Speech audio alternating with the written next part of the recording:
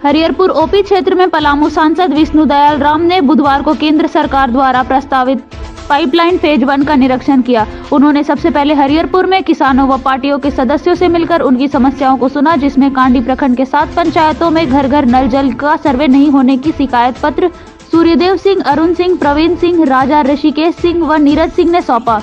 उसके पश्चात सांसद ने सोन नदी के किनारे दारिदह स्थान पर गए, जहां पाइपलाइन फेज 1 में बनने वाला लिफ्टिंग का जायजा लिया व विभाग के अभियंता द्वारा नक्शे के माध्यम से पूरे स्थल का निरीक्षण किया और कार्य को जल्द से जल्द प्रारंभ करने का आश्वासन दिया।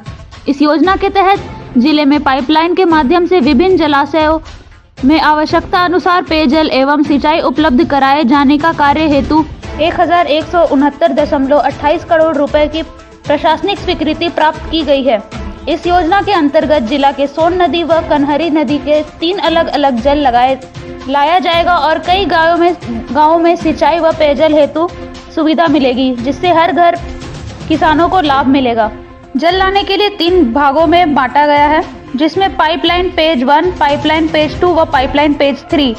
पाइपलाइन पेज 1 में सोन नदी से कांडी प्रखंड के दारिदा ग्राम में लिफ्टिंग, पाइपलाइन पेज 2 में कन्हर नदी से रंका प्रखंड के लिए भुनरी ग्राम में लिफ्टिंग व पाइपलाइन 3 में कन्हरी नदी से भंडरिया प्रखंड के उर्गा ग्राम में लिफ्टिंग।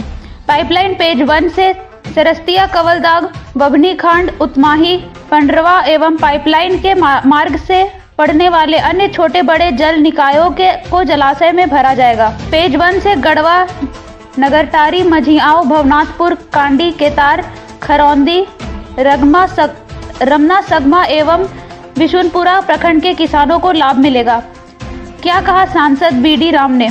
उपस्थित लोगों के बीच उन्होंने कहा कि 3 फेजों को मिलाकर टोटल 70 मिलियन क्यूबिक पानी पहुंचाया जाएगा, ताकि गढ़वा जिले के कोई भी किसान का खेत असिंचित या पेयजल समस्या ना झेले।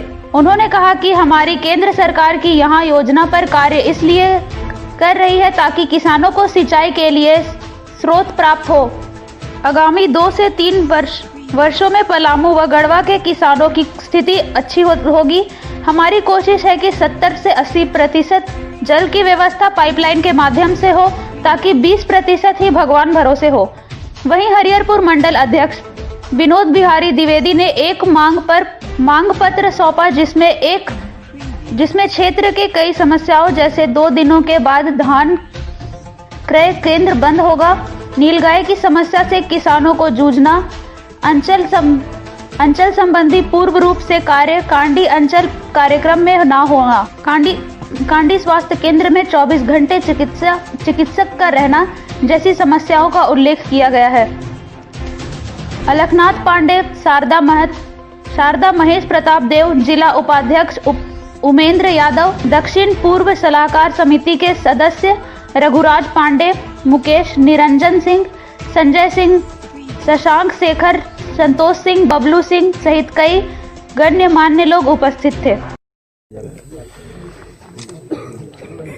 गढ़वा जिला में पाइपलाइन के माध्यम से विभिन्न जलाशयों, जल निकायों में आवश्यकता अनुसार पेयजल एवं सिंचाई जल उपलब्ध कराने हेतु एक योजना की स्वीकृति मिली है, जिसकी लागत 1168.28 करोड़ है। केंद्र सरकार के द्वारा ये योजना स्वीकृत हुई है। आदरणीय प्रधानमंत्री जी ने इस योजना का शिलान्यास अपने पलामू कार्यक्रम के अंतर्गत किया था। ये योजना में 3 फेज में पाइपलाइन बिछाया जाएगा। फेज 1 में सोन नदी से भवनाथपुर प्रखंड के दारिगढ़ स्थान से इसको शुरू किया जाएगा। पानी को लिफ्ट करके विभिन्न जलाशयों में भरा जाएगा और पाइप के माध्यम से खेतों में सिंचाई हेतु उपलब्ध कराया जाएगा। दूसरा फेज है, इसमें कन्हर नदी से रंका प्रखंड के भावरी ग्राम में लिफ्टिंग का प्रोग्राम होगा। फिर तीसरी पाइपलाइन की जो योजना है, उसमें कन्हर नदी से भंडरिया प्रखंड के उगरा स्थान से पानी लिफ्ट करने का कार्य किया जाएगा। सर कितना भूमि सिंचित होगा सर टोटल इससे भूमि जो है इसमें पानी जो मिलेगा आपको 70 मिलियन क्यूबिक मीटर तीनों फेज मिला करके, और ये 70 मिलियन क्यूबिक मीटर पानी पलामू और गढ़वा तक पहुंचाया जाएगा। पलामू का भी एक प्रखंड है जो चैनपुर है, इस योजना के अंतर्गत पानी वहां पर भी किसानों के खेतों में उपलब्ध कराया जाएगा। और जो गढ़वा जिला के जितने भी प्रखंड हैं वो सभी प्रखंड इस योजना से कवर होते हैं। और इस योजना की खासियत ये है कि इसमें बहुत ज़्यादा भूमि अधिग्रहण की आवश्यकता नहीं पड़ेगी, क्योंकि पाइप अंदर से पाइप के माध्यम से पानी जाएगा खेतों में, तो पाइप नीचे बहुत गड्ढा करने की भी जरूरत नहीं है पाइप को, और उसमें जमीन भी बहुत ज़्यादा नहीं जाएगी, तो किसानों को किसी प्रकार की तकलीफ नहीं होगी। जहाँ पर पंप हाउस बनाना है वहाँ पर भी बहुत कम जमीन की आवश्यकता पड़ेगी।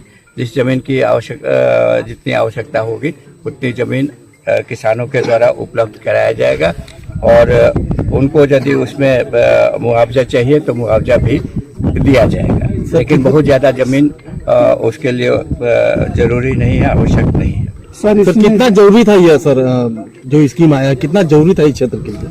देखिए, इस क्षेत्र में मैं शुरू से इस बात को कह रहा हूँ कि पलामू हो चाहे गढ़वा, किसानों को सिंचाई का स्रोत प्राप्त हो जाए, उनके खेतों में सिंचाई के लिए पानी उपलब्ध हो जाए, इससे बड़ी कोई बात नहीं हो सकती। और 2 साल के अंदर 3 साल के अंदर देखिएगा कि पलामू और गढ़वा का नक्शा बदला हुआ नजर आएगा। एक बार जब किसानों के खेत में पानी पहुंचना शुरू हो जाएगा और सिंचाई का करीब 70 से 80 प्रतिशत तक सुविधा पाइप के माध्यम से उपलब्ध हो जाएगी, तो केवल 20% ही इंद्रदेव के सहारे रहना पड़ेगा। 70-80% पानी काफी ज्यादा होता है। धान की फसल हो या गेहूं की फसल हो, पानी पटाने के लिए हर वक्त उपलब्ध रहेगा, खास करके इसलिए कि जलाशय भी भरे रहेंगे। आवश्यकता अनुसार जलाशय से पानी किसान ले सकेंगे और अपने खेतों में जो फसल लगी हुई है